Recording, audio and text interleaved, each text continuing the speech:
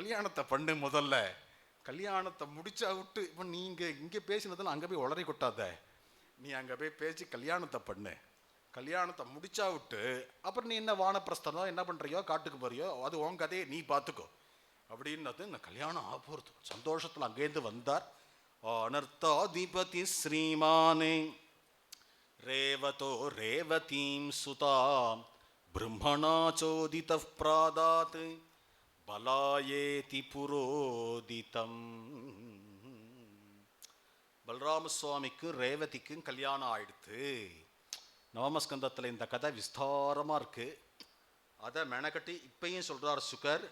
இந்த கதை நான் உனக்கு விஸ்தாரமாக சொல்லிட்டேன்ல முன்னாடியே. பரீட்சித்தை பார்த்து சொல்கிறார் புரோதிதம். இருந்தால் கூட பரவாயில்ல, இப்போ திருப்பி சொன்னதுனால தப்பு இல்லை, முன்னாடி ஆனால் சொல்லிட்டேனோ இல்லையோ அப்படிங்கிறார் பரீட்சித்தா. சொல்லிட்டு இருக்கட்டமே திருப்பியும் சொல்லுங்களே அப்படிங்கிறான். அந்த ருக்மிணிக்கும் கிருஷ்ணனுக்கும் கல்யாணம் ஆயிடுத்து.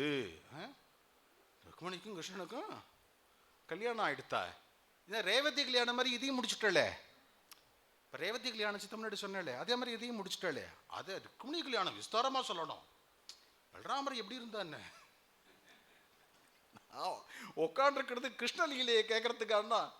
அதனால ருக்மிணி கல்யாணத்தில் எவ்வளவு இருக்கு, ருக்மிணி லெட்டர் போட்டது இருக்கு, அப்புறம் யுத்தங்கள்லாம் இருக்கு. பிரதானமாக யுத்தம், அந்த ஜராசந்தாதிகள்லாம் வந்திருப்பாளே, அந்த யுத்தத்தெல்லாம் விஸ்தாரமாக சொல்லணும். அது சுகருக்கு மனசில் அது கொஞ்சம் ரசிக்கலை அவர். ஏன்னா அவர் மனசில் சுத்வாகுணான் புவனசுந்தர சொல்லணும் அப்படின்னு ரொம்ப ஆசை. அப்படி நினச்சின்னு இருக்கிறச்ச இவன் கேட்டது அந்த ஜராசந்தாதிகள்லாம் வந்திருப்பாளே, கிருஷ்ண யுத்தம் பண்ணியிருப்பானே, அந்த யுத்தத்தை சொல்லணும். ஏன்னா இவன் க்ஷத்ரியன். அப்படி க்ஷத்ரியனா இருக்கிறதுனால அந்த ரத்தம் ஓடுறது. யுத்தத்தை சொல்லு அப்படி. யுத்தத்தை இருக்கட்டும்பா, கல்யாணத்தை சொல்கிறேன்ப்பா, ருக்மிணி கல்யாணத்தை சொல்கிறேன், இருந்தாலும் உன் ஆசைக்கு யுத்தத்தையும் சொல்கிறேன் அப்படின்னார். 3 அத்தியாயம் ருக்மிணி கல்யாணம். ஒரு அத்தியாயத்தில் யுத்தத்தை சொல்கிறார், ஒரு அத்தியாயத்தில் லெட்டரை சொல்கிறார். சுத்வா குணான் புவனசுந்தரே, இந்த லெட்டரை விஸ்தாரமாக சொல்கிறார்.